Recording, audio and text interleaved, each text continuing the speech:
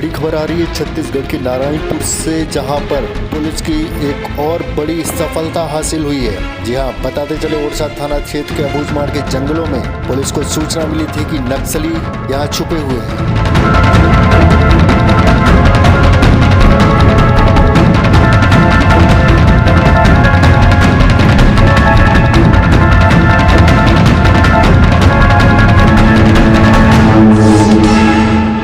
वहीं police team Abujhmarh इतुल की ओर searching के लिए निकली हुई थी। घने जंगलों के बीच पुलिस को देखकर नक्सलियों ने अंधाधुंध फायरिंग शुरू कर दी।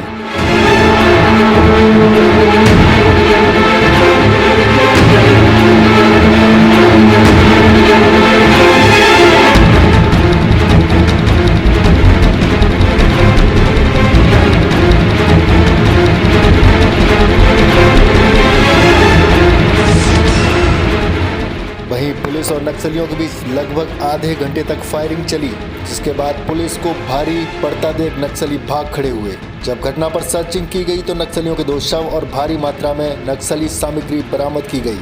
वहीं घटना में कुछ पुलिस के जवानों को चोटें लगी हैं, जिनका इलाज अस्पताल नारायणपुर में किया जा रहा है। वहीं जवानों की स्थिति सामान्य बताई जा रही है।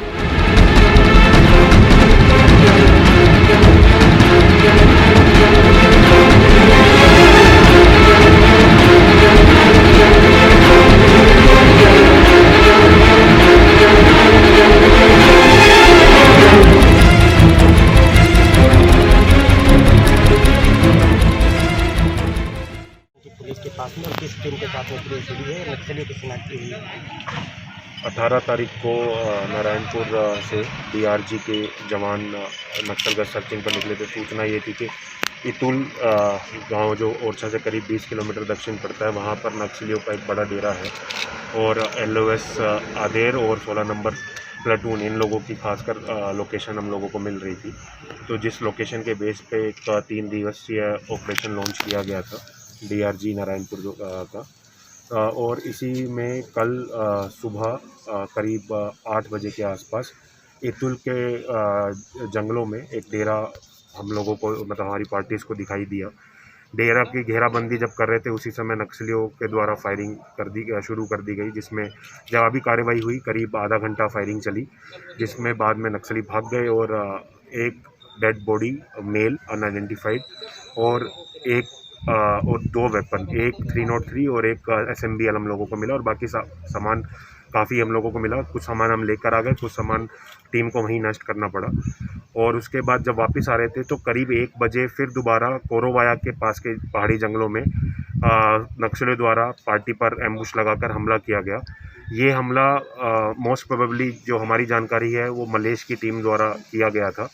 इसमें हमारे जवान बाल बचे, कुछ के पैरों के जस्ट पास गोलियां भी लगी, लेकिन थैंकफुली हमारा कोई हताहत नहीं हुआ और जवाबी कार्रवाई चली। एक इसमें हम लोगों को एरिया वेपन भी यूज़ करना पड़ा उस जगह पर एम्बुश तोड़ने के लिए, और करीब 25 मिनट के बाद वो लोग पीछे हटे।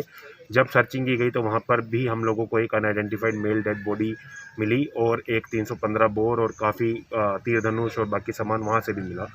और उसके बाद पार्टी सेफली आज सोनपुर एक्सिस की तरफ से हुआ था।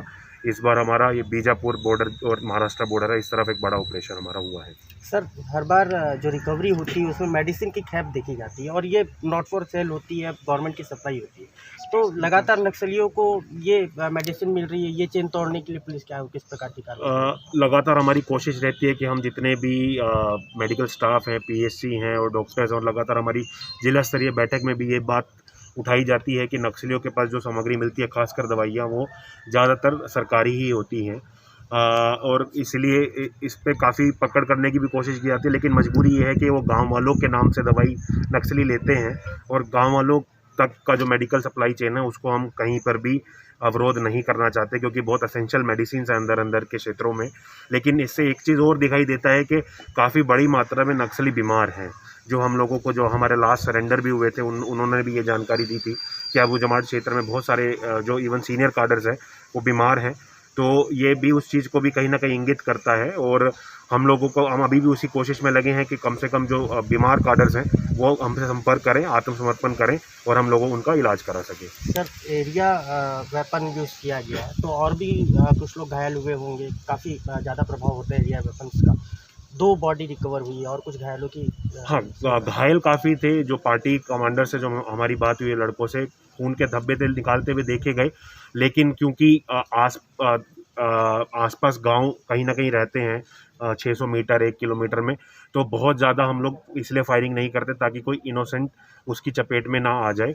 सर्चिंग काफ़ी करने की कोशिश की गई, लेकिन उस क्षेत्र में एक बड़ी समस्या ये रहती है कि नक्सली पीछा करके दोबारा बड़ी जल्दी एम्बुश लगाते हैं।